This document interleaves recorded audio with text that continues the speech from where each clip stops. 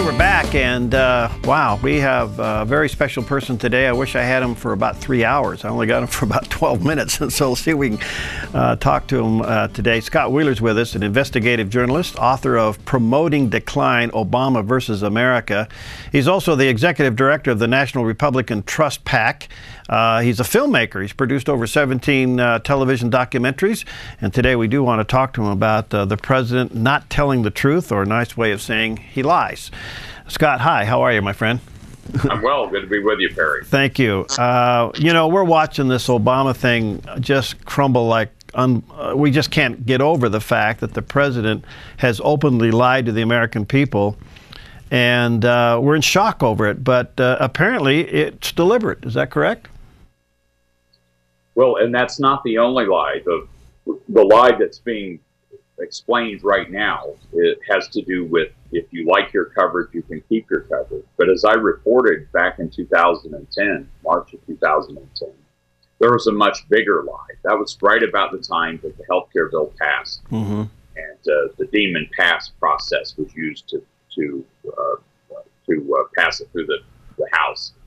And at that time, the president had said, by our count, about 300 times leading up to the passage of the bill, that once his health care bill is passed, no longer will health insurance companies be allowed to cancel you for getting sick. Those practices will end, he said. That's a direct quote from President Obama. But the fact is, you could not cancel anyone for getting sick with any health care insurance policy anywhere in the country. For more than 2 decades, it had been illegal. So the president flat out lied in that instance. It was illegal. It had been illegal for more than 2 decades when he made those statements over and over and over again. And yet I was the only member of the press to challenge him on this at the time. I wrote about it. No one since. And it's also, I wrote about it in the book, Promoting Decline, which came out last year. Still, to this day, no one has challenged him on that. I make it a point to say that if an insurance executive or an insurance salesman had said something similar to one person, they would be brought up on charges. They could go to jail for fraud. And Andy McCarthy, the writer and former federal prosecutor, made a similar point just this week, that what the president did was illegal. If the corporate a CEO of a company had done something like this, they could and would likely face charges, and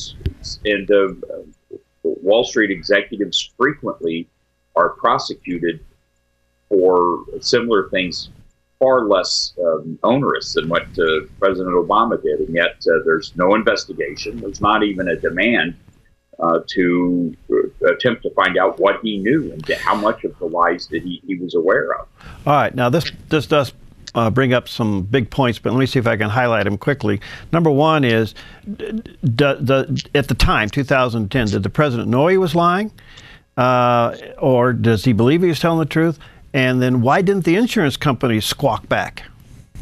Well, that's one of the problems with all of this. The first thing Obama did upon taking office was start bringing the big health insurance companies, and eventually almost all of them, into the White House and saying, look, you guys are going to get a huge benefit from this. And so he co-opted them from the beginning. And they realized the power of the presidency. And this is the problem with progressivism in general, which ultimately leads to totalitarianism, is that the central authority, the central planning authority, in this case the president, is able to say, look, you guys are going to benefit from this.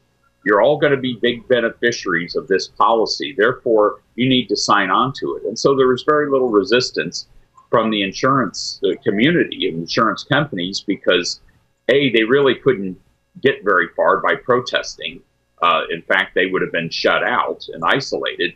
And B, they were being promised big profits by going along with it. And they did. Yeah. All right. So he continues to give false statements to reassure America. Constitutionally, he can't lie to Congress, but he can lie to the American people, but he is lying to Congress. So is this impeachable? Oh, I would say this is about third or fourth on the list of impeachable offenses. But clearly, if he could be prosecuted for a federal felony, which twisting in the insurance parlance, that's what it's called, twisting, is a felony. And you've got all sorts of felonies that come off of that, fraud, knowingly making public misstatements. Keep in mind, Martha Stewart went to jail making public statements, not private statements, but public statements that were misleading about the status of her company. The President of the United States made repeated remarks over and over again that were misleading and intended to mislead people about the status of their insurance at that time.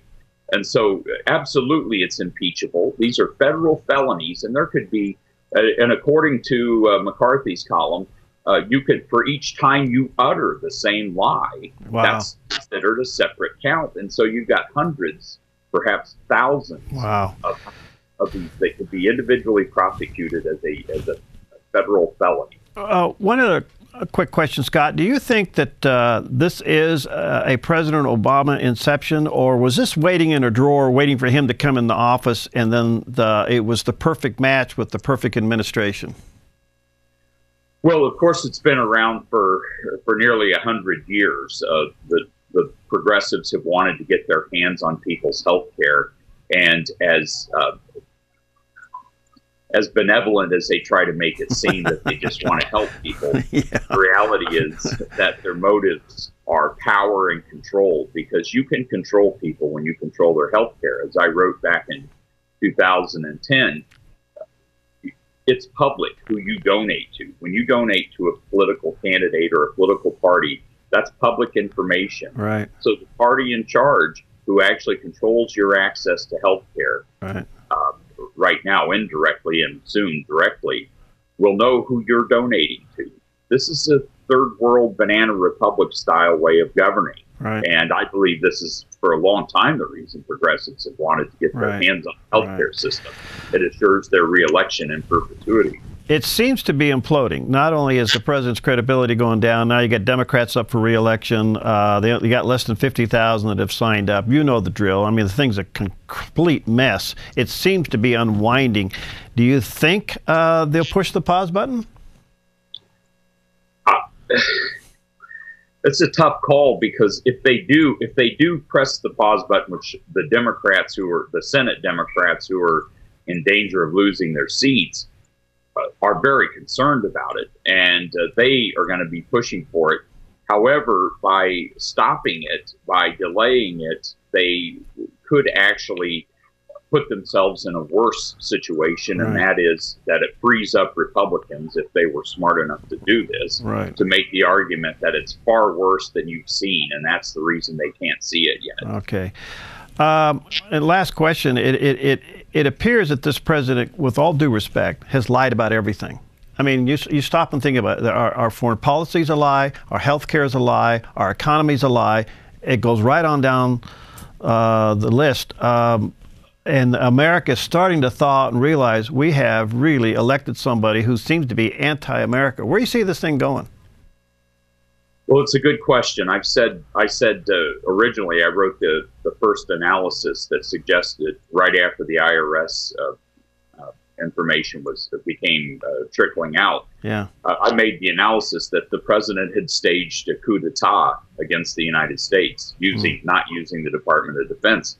Since then, Herb Meyer, the former assistant to the CIA director, Bill Casey, wrote a similar analysis concluding that he had used soft power to stage a coup, and others have spoken about it since then as well. But this is kind of where we are, and many people can't really fathom this happening in the United States of America. We fought this kind of thing around the world throughout the Cold War, and now it's right here in our own nation. And well, Scott, I want to get you back. I love talking to you. This is fascinating. Promoting Decline, Obama versus America is the name of the book. Get it out. Get a copy of it. There's a picture of it there on the screen. Check it out at Barnes & Noble and online at Amazon. And Scott Wheeler is the author. Scott, we'll get you back. Thanks for your time. I value it greatly. And let's get together soon, okay?